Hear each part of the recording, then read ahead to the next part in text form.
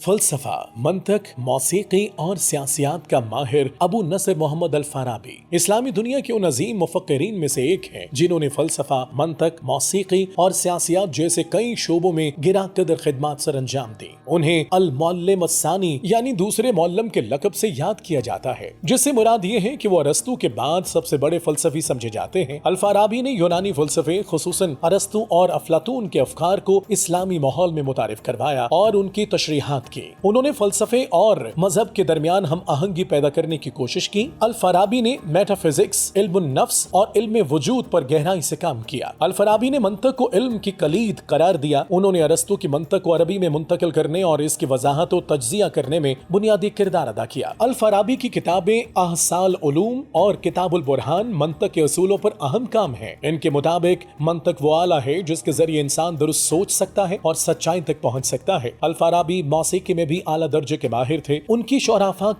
کتاب الموسیقی الکبیر میں انہوں نے موسیقی کے نظریاتی اور عملی پہلوؤں کو تفصیل سے بیان کیا ہے۔ انہوں نے مختلف سازوں، سروں اور موسیقی کے اثرات کا تجزیہ کیا اور اس فن کو سائنسی بنیادوں پر استوار کیا۔ ان کا نظریہ تھا کہ موسیقی انسان کی روح پر گہرا اثر ڈالتی ہے اور اخلاق کی تربیت میں بھی معاون ہو سکتی ہے۔ الفارابی کی سیاسی فکر کا مرکزی نقطہ مدینہ فاضلہ مطلب فاضل شہر یا مثالی ریاست ہے۔ ان کے مطابق مثالی ریاست وہ ہے جہاں حاکم ایک فلسفی ہو جو عقل، عدل اور اخلاق کی فضائل کا پیکر ہو۔ انہوں نے پلاٹو کے ریپبلک کے تصور کو اسلامی تناظر میں ڈھال کر پیش کیا۔ ان کے نزدیک معاشرتی ترقی کا انحصار علم، اخلاق اور عدل پر ہے۔ الفارابی کی علمی خدمات نے نہ صرف اسلامی دنیا کو متاثر کیا بلکہ انہوں نے پوری نشاط ثانیہ پر بھی گہرے اثرات چھوڑے۔ ان کا فلسفہ، منطق، موسیقی اور سیاسیات میں کام آج بھی علمی دنیا میں رہنمائی فراہم کرتا ہے۔ وہ ایک ہمہ جہت شخصیت کے مالک تھے جن کی علمی وراثت صدیوں پر محیط ہے۔ ان کا کارنامہ یہی ہے کہ انہوں نے مشرق و مغرب کے فکری پل کو تعمیر کیا اور انسانیت کو علم و حکمت کی روشنی عطا کی۔